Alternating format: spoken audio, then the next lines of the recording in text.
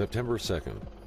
A massive fire broke out at Brazil's 200-year-old National Museum in Rio de Janeiro, destroying most of its collection of more than 20 million items, ranging from archaeological finds to historical memorabilia.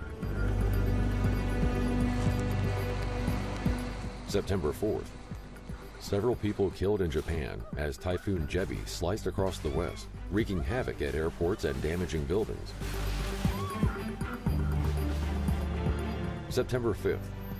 Two Russian nationals named Alexander Petrov and Ruslan Bosharov named as suspects in the attempted murder of Skripal. September 6th.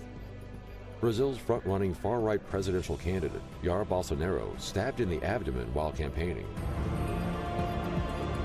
September 7th. Turkish President Recep Tayyip Erdogan, Iranian President Hassan Rouhani, and Russian President Vladimir Putin meet in Tehran to discuss the ongoing Syrian crisis, while President Erdogan spoke about key points for the resolution of the crisis. İdlib'in kan gölüne dönmesini asla istemiyoruz. Siz dostlarımızdan da bu çabalarımızda bize destek olmanızı bekliyoruz. İdlib'de ortak kaygılarımızı dikkate alan makul bir çıkış yolu bulmalıyız. September 15th.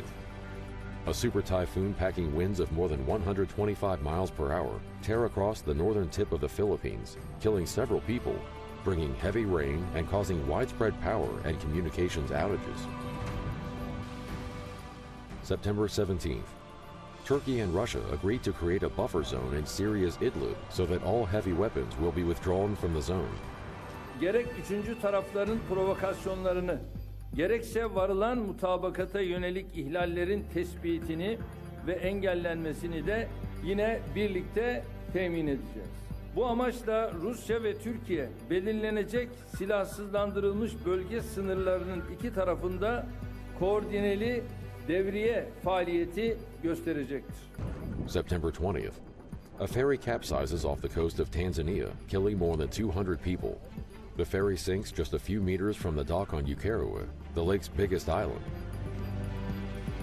September 25th.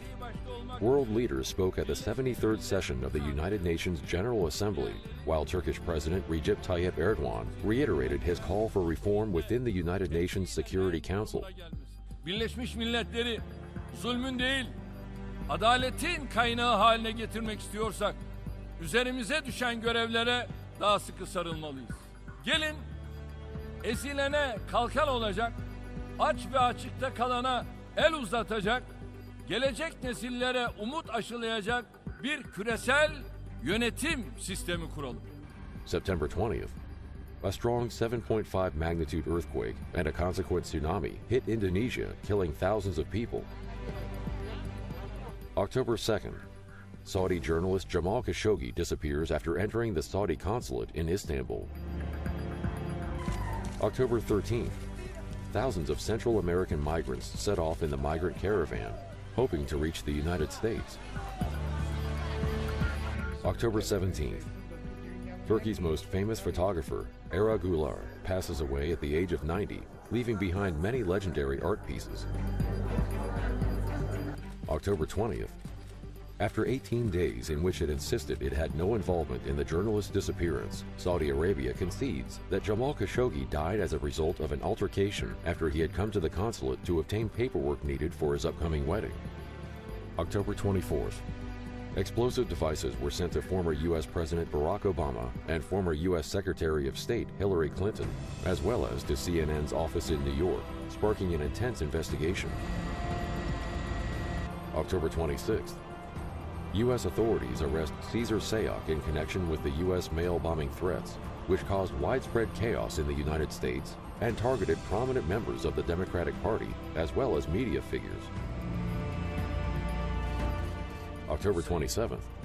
Turkish, Russian, French, and German leaders gathered in Istanbul for a four-way Syria summit to discuss the ongoing Syrian conflict in all its aspects. Suriye'nin toprak bütünlüğüyle siyasi birliğine bağlılığımızı, ayrıca ihtilafa sadece askeri yöntemlerle çözüm bulunamayacağına dair inancımızı teyit ettik. October 27th. A gunman storms a Pittsburgh synagogue, killing 11 worshipers and wounding 6 others in the worst anti-Semitic attack in recent U.S. history.